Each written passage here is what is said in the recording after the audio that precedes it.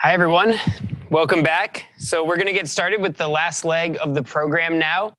And for this segment, we thought that it would actually be interesting to take a look at how some of these integrations that you all build into your channels actually help drive business for the services that you work for. So, a lot of times we're doing developer work and whether it's instant sign up or things along these lines, they may seem like certification requirements or something that your product team is asking for you or something that Roku is evangelizing to you.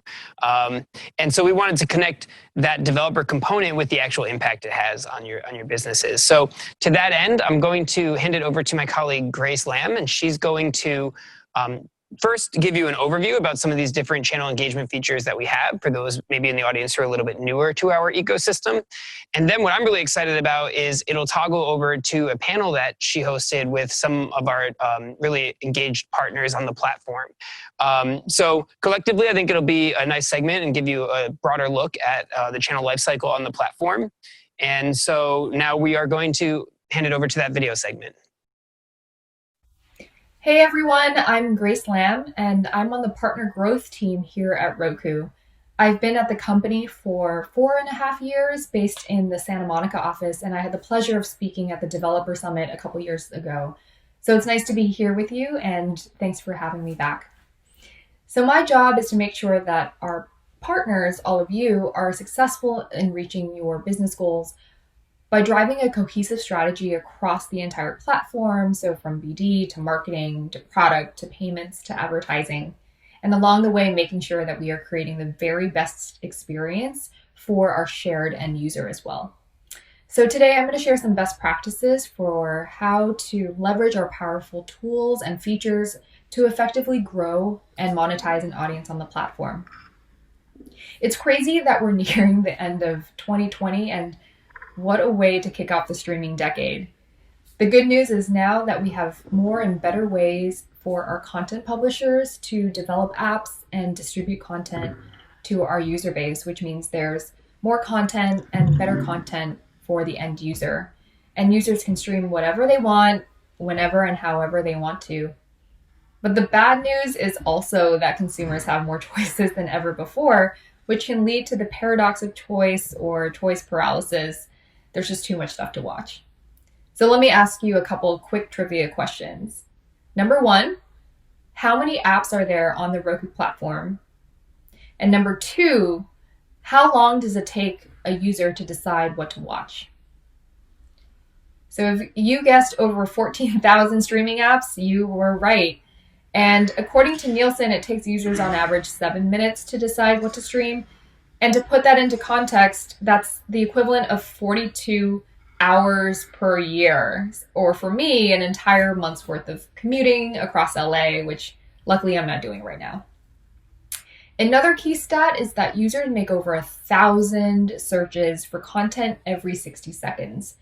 So what this means is every minute is an opportunity to influence the Roku user, so they spend less time deciding what to watch and more time engaging with the app that you've put so much effort into building.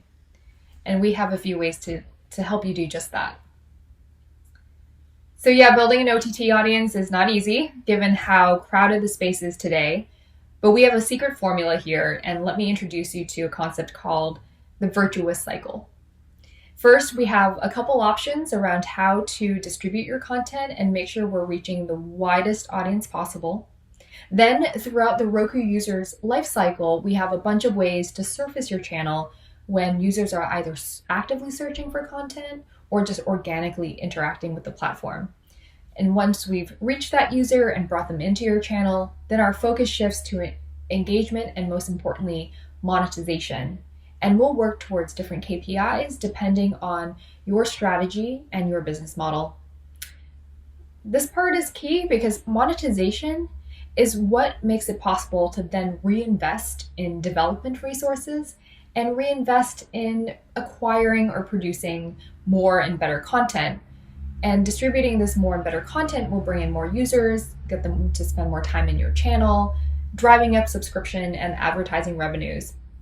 And then the cycle can repeat itself again and again, creating a bit of a flywheel effect of OTT sustainability.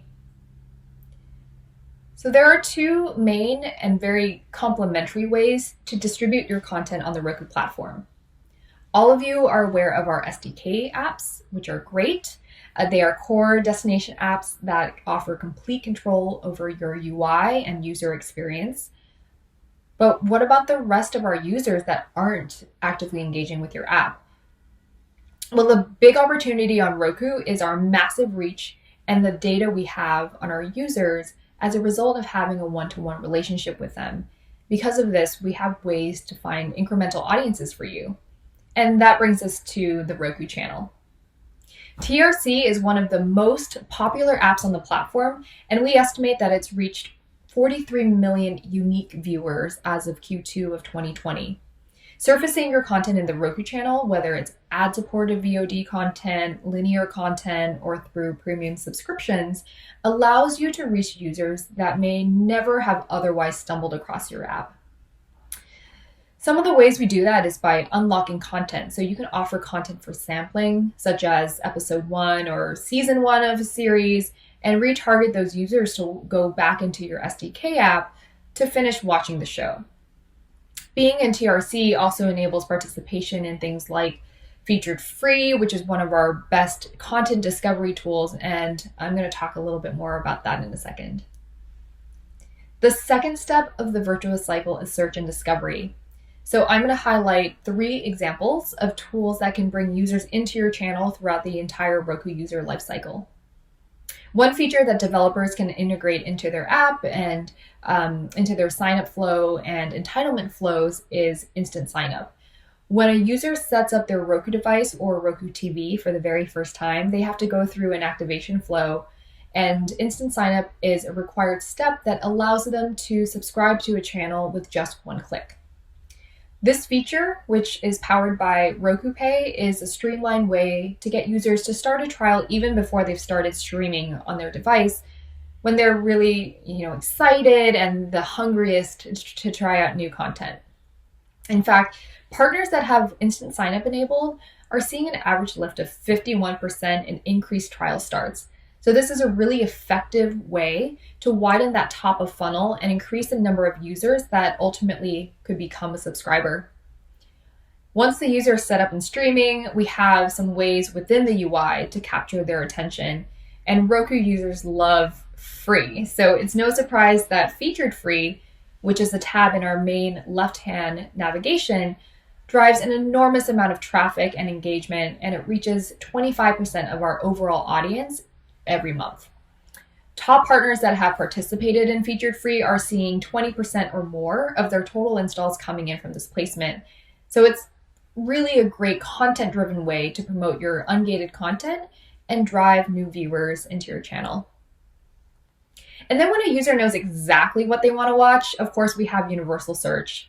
Given that there are so many ways to consume content, we take all the guesswork out of the process by ranking channels that offer the content they're looking for based on what they're already subscribed to or authenticated into.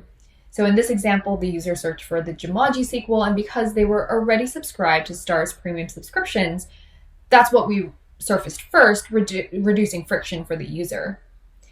And the really great thing about search is that it's a bit of a set it and forget it tactic that continues to work in the background and continues to drive an enormous amount of traffic.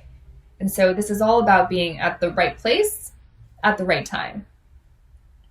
Moving on to the last component of the virtuous cycle, the reason we're able to effectively monetize our audience is because we have that direct relationship with them and therefore have a ton of data about who they are and what their streaming habits are. And we do that by collecting credit card information during the registration process and knowing what types of channels they're streaming on OTT. When a user is watching linear content on a Roku TV, we can also deterministically identify what content the user is watching via our ACR technology. So we know if they're a live sports fan or a drama fan, for example, or even if they watch This Is Us. Together with the registration data and the behavioral OTT data, this gives us thousands of attributes that feed into our machine learning models that then allow us to better target users based on their past preferences and even predict the likelihood of what they will want to stream or subscribe to in the future. So this data is the foundation for some of our most powerful monetization tools, which we have no matter what your business model is. So for SVOD services, we can help you acquire and convert and retain more users with Roku Pay. And we have a method of payment on file and know when a user might need to update their credit card information, for example, and prompt them to do it on screen before they lose their subscription. For AVOD channels, one of our most powerful tools is the Roku Ad Framework, or RAF, which enables video advertising to run within your channel if it's ad supported. RAF powers the best advertising experience by allowing for interactive ads and enables audience measurement, which are ways to make your inventory just that much more valuable and monetizable. And of course, there's OneView. You learned a bit more about the demand API integration earlier today, and that's a key piece to enabling OneView. Ultimately, what participating in OneView and the demand API does is that it makes your inventory more valuable and brings in more advertising demand and advertising revenue. So to wrap it up, once you've built your channel, we have a strong playbook of all the best ways to distribute your content, whether it be directly through an SDK app you build or the Roku channel. We have ways to aid with search and discovery and drive monetization that will enable continued reinvestment in your channel. So now that we've taken a look at the virtuous cycle on the Roku platform, we're going to shift gears a little bit. And it's my pleasure to moderate a panel discussion with leaders from some of the top streaming services on Roku. For the next 30 minutes, I'll be joined by Philo, Starz, and DirecTV to discuss some real-world examples in which each of these services have been able to find success building and monetizing an audience by leveraging the power of the Roku platform. So before we begin, I'd like to take a second just to introduce each of our panelists, starting with Nee Addy, who is the head of marketing for Philo and has a really cool background. And in this role, he sets the strategy around brand, customer acquisition, retention, and marketing partnerships for the service. And what's really cool is that he was part of the 2017 launch team. So he's been part of helping to shepherd Philo to exponential growth. So that's really exciting. And next we have Stephanie Myers, who is the Senior Vice President of Distribution for Starz. Stephanie is responsible for Starz' digital OTT distribution business, and she's focused on building a strategic vision to maximize Starz' subscriber and revenue growth. Stephanie gets to negotiate and execute Starz' digital distribution, platform, and device deals, and oversees partner marketing as well. Welcome, Stephanie. And last but not least, we have Nicholas Landazuri, who is the Director of Commercial Operations for the DirecTV Go app in Latin America. And Nicholas is responsible for marketing, sales, and brand awareness strategies. It was under his leadership that DirecTV launched their OTT service in Latin America. Welcome, everybody. Thank you. Thank you. Glad to be here. Glad to have you. So for the purposes of today's discussion, over the next 30 minutes, we're going to refer back to the framework of the virtuous cycle of distribution and really focusing on the three pillars of distribution, audience development, and monetization. So we're going to follow that format. Let's kick it off by starting with content distribution. So as mentioned, there's not one specific way that you can distribute your content on the platform. There's a variety of ways, including building your own SDK channel or going through the Roku channel. And some of these partners have had different approaches, but have all been successful in the way that they've tackled it. So for example, Philo is a digital-only company that focuses on an SDK channel, whereas Starz has both an SDK channel and also distributes content through the Roku channel's premium subscription service. And then we have DirecTV, where there's nuances in different markets. LATAM is a newer market, a less mature market than the US, and so there's different opportunities and challenges that come along with that. But Nicholas and team have done a really great job of harnessing the opportunity very early on and being successful with all the tools that we have to distribute content on the Roku platform.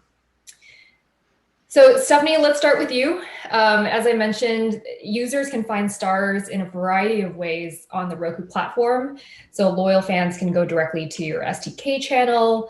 Maybe some newer, more casual streamers might stumble across stars through featured free or through the Roku channel's premium subscriptions. What do you find differentiates Roku as a content distribution platform from other platforms out there?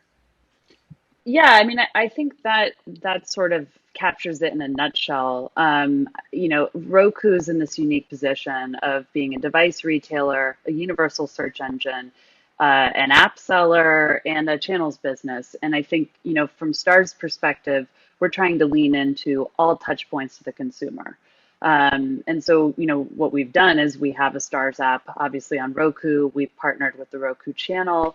And we try to take advantage of the other touch points that Roku has naturally with their customer. We, have run a device bundle, so we're reaching those people at that point of retail. And I think that's what really makes it unique. And then that allows us to speak to our customer in the way that makes sense. So as you mentioned, somebody who already knows our originals, our great library of originals, wants to be in the Stars app for that really curated experience. Whereas our TRC partnership helps us bring in customers who are learning about a new original, who are learning about a new movie that's premiering. And then, there's obviously these other touch points where we can do kind of special promotions for customers who maybe aren't familiar with Stars at all, like, the streaming, Streamathon, and some other opportunities. That's great. Yeah, content sampling has been a really key way of hooking in those new customers. So Absolutely. That's great. So Nicholas, on to you. So in the Latin America market, specifically in our Mexican channel store, DirecTV is currently the only virtual MVPD service. So as cord cutting becomes more mainstream in Mexico, you have a challenge of capturing these newly cordless viewers and really educating them on kind of what a virtual MVPD service is.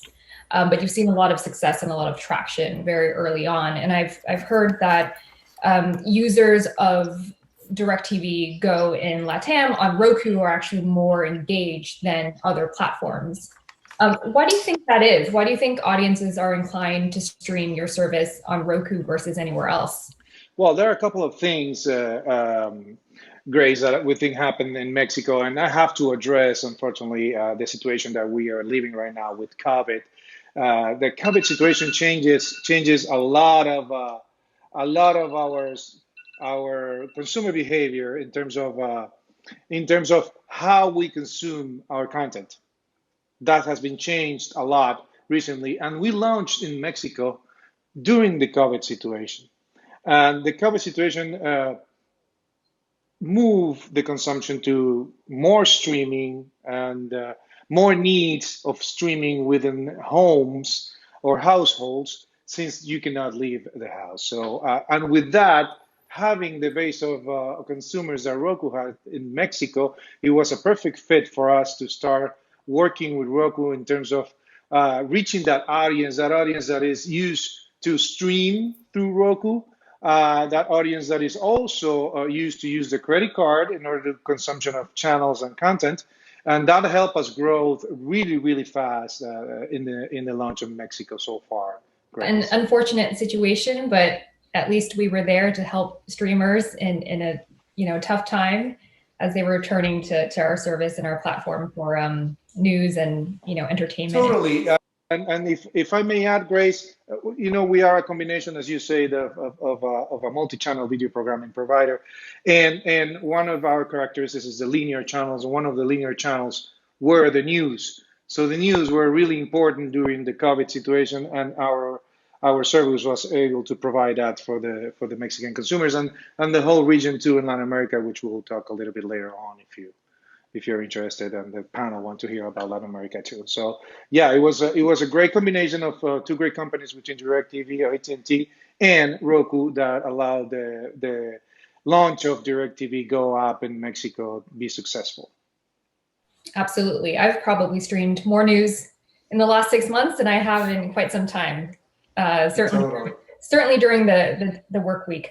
And so, Nee, moving on to you, it seems like you're facing quite the opposite set of challenges as, DirecTV in LATAM, where, Nicholas is really helping to pioneer the MVPD space in Latin America. Philo was a later entrant to the category within the US and competed with some really big, established, prominent brands. But in spite of this, Philo is still winning and has really carved out a really special niche for itself. So the same question to you, what makes Roku different as a distribution platform versus some of the other streaming platforms that are out there? Thanks, Grace. I think we've been pretty bullish on Roku from the start. When we launched in 2017, we had to choose a connected TV platform to go live with, and Roku seemed to be the best fit for us in terms of the audience we were trying to reach. There are other platforms that cater to specific demographics, whereas Roku seemed to have the most ubiquitous appeal. We, to this day, get a lot of feedback about it being intuitive to use, and it's sort of like America's platform, since that's where our service is focused. And, Philo being more in the value and complementary service part of the spectrum, you can call it our niche, really wanted to appeal to a demographic that, value was important to and needed that accessibility, but it was, sort of across the country, something that resonated. So I think for us, that was a huge piece of it, for us to focus on the people who we thought would be kindred. And Roku has really made a brand for itself in terms of people being able to rely and trust the hardware, know how it works, get to it, and be able to afford it, quite frankly. Perfect partnership. And I really like what you said about America's platform. I feel like that's going to be our next tagline. Yeah, I better copyright that. You're right. He's branding hat, always on, always on. I love it. So now we're going to switch to the second pillar of the virtuous cycle, which is audience development. And so that's really user acquisition and marketing, leveraging all the tools and touch points that we have across the platform to make sure that your channel is surfaced to users, and also to the right users, right? Via targeting, via, leveraging our first party data. So we have a bunch of different tools, the ones that we reviewed earlier today, but the exact strategy and the exact makeup of tactics will vary depending on the partner, depending on what your overall business goals are, depending on what your marketing and monetization strategies are as well. But overall, the consistent theme there is that partners who really lean in and pull many levers across the platform are the ones who find success, are the ones that win on our platform. So Stephanie, let's start with you again. Starz has certainly been super leaned in when it comes to leveraging Roku's content discovery features. So you name it, and Starz is there, whether it's universal search, instant sign up, participation in the Roku channel, unlocking content for featured free through the Hispanic Heritage bookend. Most notably, very recently, following the release of Jumanji 2, which was a really good movie, by the way, it was one of the most highly searched titles on our platform.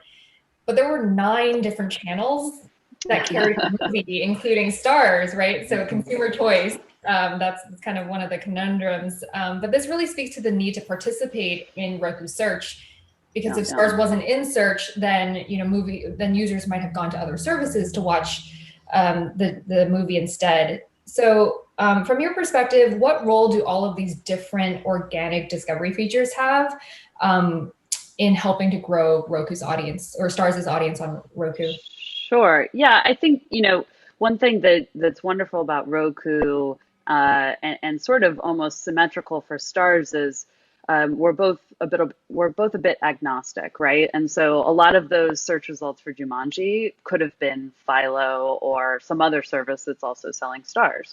And so, we love that. We want our consumers to be able to find our content anywhere that makes them happy. And, that clearly is Roku's strategy as well, to make sure that the people who use your devices and your platforms access content in a way that works for them. And so what we've done is we've just taken the strategy of trying to be in all those places through organic or even marketing growth, and especially the organic piece. The Jumanji piece is a great example. That does a lot of the kind of the heavy lifting in the downtime for us from a subscriber perspective, because we may spend a weekend together marketing Jumanji, but people are going to search for Jumanji 2 for months and months, right? And so being a part of that universal search project with you gives them a path into it with stars that helps them make aware of where they can get it. And there's so many other opportunities where we want to make sure we're there with Roku and whoever the customer is interacting with Roku and the various products on Roku and the different ways that they can get stars content. Yeah, that's great. And I really like how you mentioned that this is kind of something that keeps giving in the background, especially as we're in front of this audience of developers today, where a lot of this kind of upfront investment in tools like universal search or instant sign up or what have you continues to pay dividends for a long time. It's kind of once you do the work up front, the infrastructure is there to capitalize on. So anything that's making content more accessible to consumers is in all our interests, right? Because the second we make it harder for them to get our content, we lose them. They go somewhere else, they're watching something else. So that's something that's great to partner with Roku on. And Nee, Philo was the first partner to really take advantage of our performance-based or CPA marketing model, where marketers can guarantee ROI on their marketing spend by bidding on specific outcomes, whether it be trial starts or new viewers. And the beauty of this model is that you only pay when those outcomes are delivered. So it seems to me like you are the perfect partner to pilot this model, given what you said earlier about value and really focusing on that return. So what kind of success are you seeing with this performance marketing product? We've seen a lot of success, and I've been very encouraged by your partnership, Grace, and of the Roku team in general, in terms of really focusing on how to build out the marketing tech stack behind what's available. I think on a high level, the different types of inventory was already a draw. You have everything from banner ads to video, email, there's retail partnerships, there's all kinds of ways that you can engage consumers and reach them. But for Philo, we're very heavily a performance marketing shop. Having the ability to really invest in ways where we can calculate predictable outcomes helps us scale. And I think particularly in the streaming video space, where there are other platforms, the digital social media platforms are ubiquitously good for generically anything you want to market. I think if you're a streaming service, there's nothing closer to the point of intent than a Roku box or something like that, where people are literally trying to watch TV. So incorporating some of the infrastructure of those digital platforms that marketers have gotten savvy with early for Roku has been a real boost in terms of our performance and our ability to invest. In this day and age, the dollars flow to the places where you can kind of understand what you're going to get in terms of return on ad spend and see how things are going to play through deeper in the funnel. And because of that closeness to where consumers are trying to watch things and the ability for us to bid on deeper funnel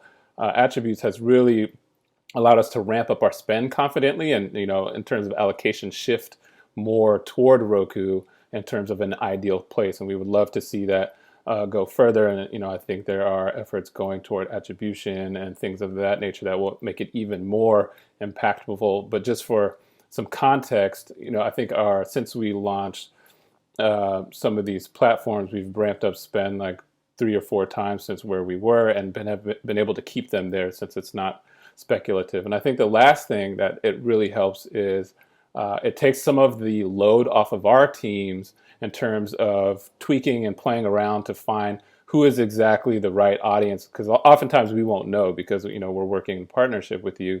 So it makes sure that the people who are seeing our ads and responding to the ads are those who are most likely to convert, regardless of what the creative is, which also allows us to tap into more long tail, love for, shows that may not have robust viewership or channels that don't have robust viewership, but nonetheless, they would like a place to find it on Philo, for example, and so that it sort of closes that loop.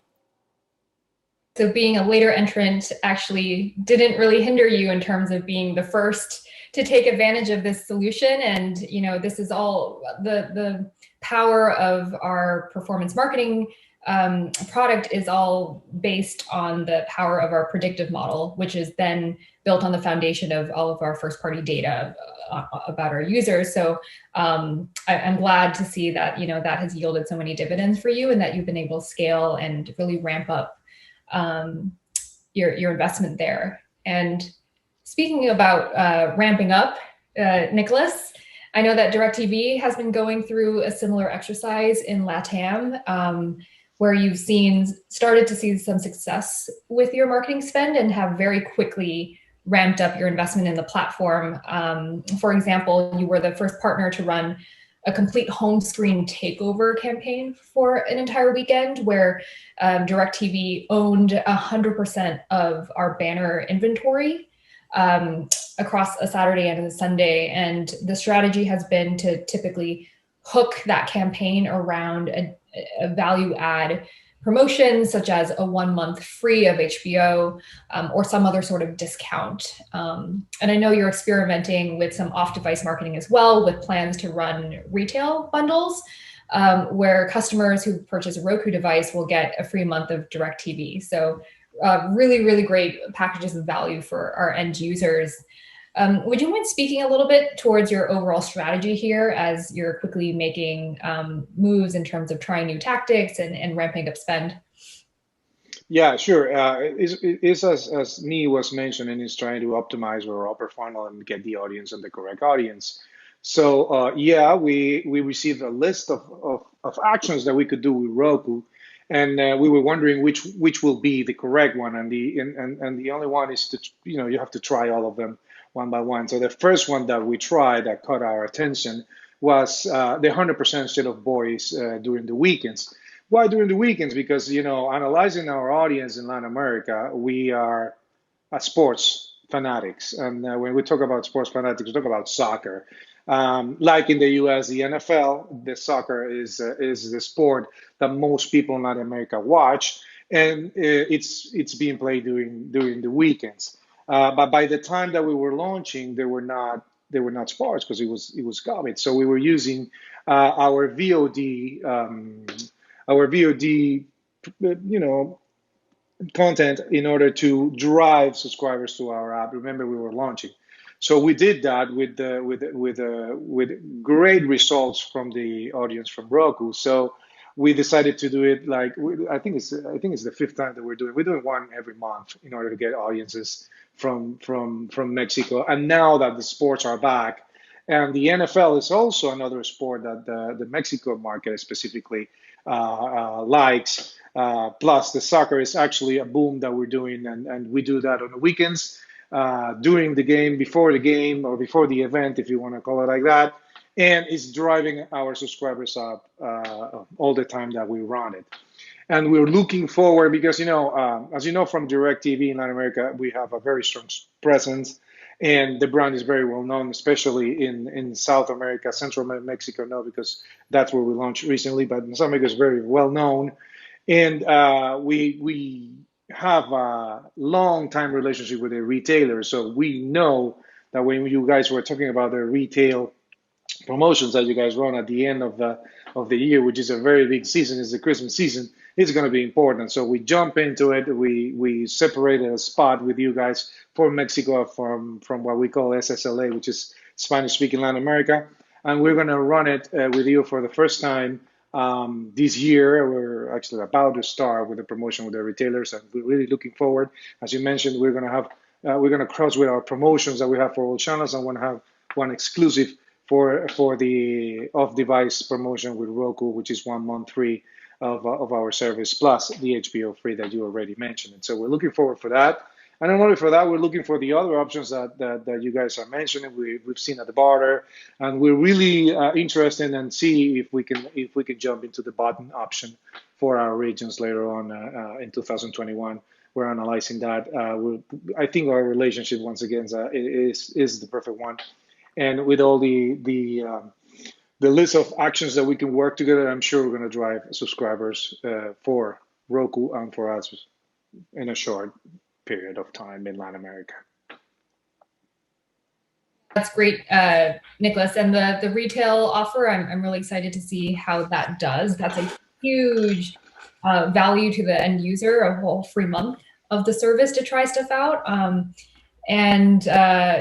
You know, that's one of like the best tactics, right? To get users to sample a service and then ultimately convert and become retained as a long-standing subscriber. I agree. That's why we're moving as probably me mentioned it before, and Stephanie too. We moved a lot of our budget to Roku in order to optimize our costs in terms of acquisition. So you guys have been a great partner in that, and we will continue doing that.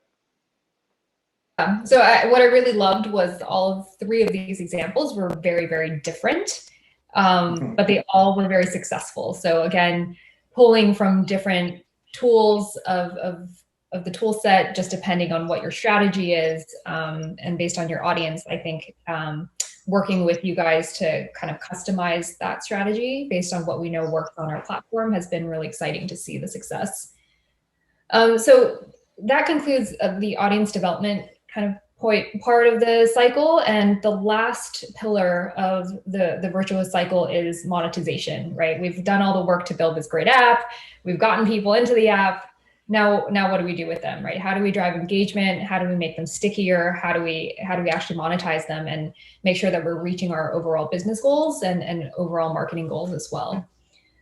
So, you know, that could look like leveraging Roku Pay, which is really, really effective because you're leveraging the customer's existing billing information that Roku already has as having that direct relationship with the customer.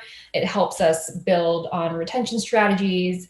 It could also mean leveraging the power of our first party data to make sure that we're targeting the most qualified users. And we have our demand side platform as well. So just want to switch gears and talk a little bit about different ways that we can effectively monetize this audience together.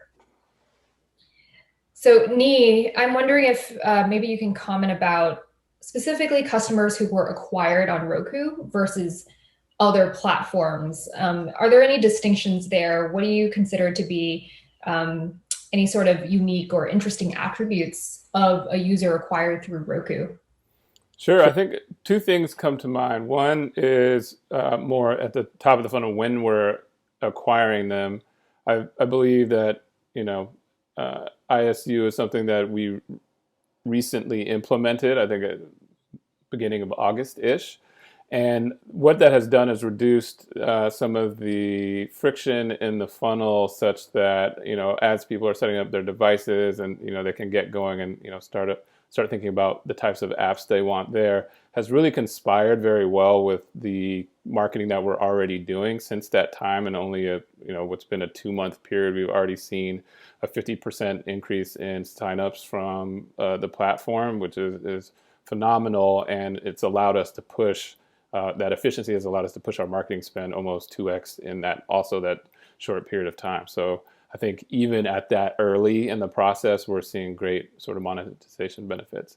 Beyond that, Roku is a platform where we see people consuming content the way they would any traditional cable television package, where viewership is upwards of 4 to 5 hours a day.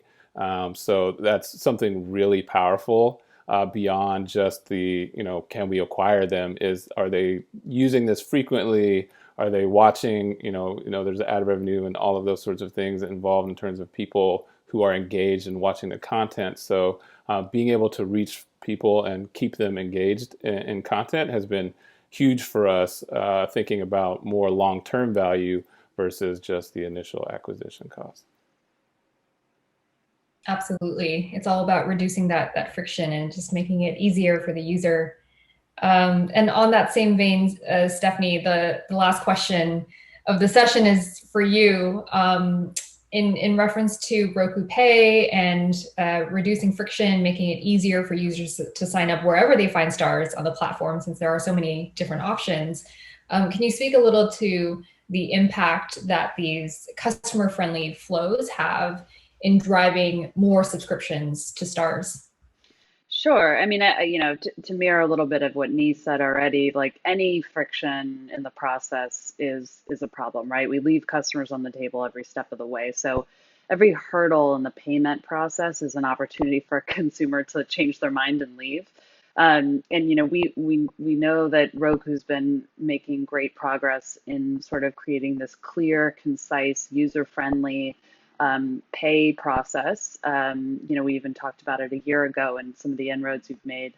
And it makes a difference. We see it. And then when we partner, with you in deeper ways with like the instant sign up, and then you amplify that even further by doing the device bundle. So we did a similar device bundle that Nicholas was talking about in terms of, partnering that free trial with a device purchase in instant sign up. I mean, I think that on average, like 22% of our customers are coming through instant sign up. But when we mirror it along with these bigger partnership moments, it can shoot up to 50%. So, these are places where we create a lot of efficiencies together, and we see a lot of subscriber acquisition driven through it. And I think it's, also just in the interest of the customer experience, right? That it's easy for them, it's clear, and it works for us. Some key themes here that are popping up for me is really getting in early on the user's journey on Roku. Yeah. So being front and center during that activation flow, having Roku Pay enabled so that instant sign up is able to capture users with one click. Again, just bringing it back to the audience that we're speaking with today, these things that we're working on, the infrastructure, all of these Roku features are so powerful in growing an audience, in bringing in the right users at the right time, and making sure that you're kind of cutting through the clutter as well. So I think all three of you, Stars, Philo, and DirecTV Go, have one thing that you have in common is really being first movers in a lot of these very strategic areas, and really seeing, 20% lifts, 50% lifts, that's huge, right, for a marketer. So, well, with that, I think we're just about on time. I want to thank each of you, Stephanie, Nee, and Nicholas, for spending some time with me today. It's always a pleasure being able to chat with you guys and hear some real life examples about how you've been able to harness the power of the Roku platform and utilize our tools to reach your business goals and to grow and monetize your audience. Absolutely. Thanks for having us. It's been a pleasure. It's been a pleasure. Thank you, Grace. Yes, thank you, Nicholas. So with that, we're going to say goodbye for now. Thank you, everyone, for joining. And I'm going to hand it back over to Tom for the final session of the summit.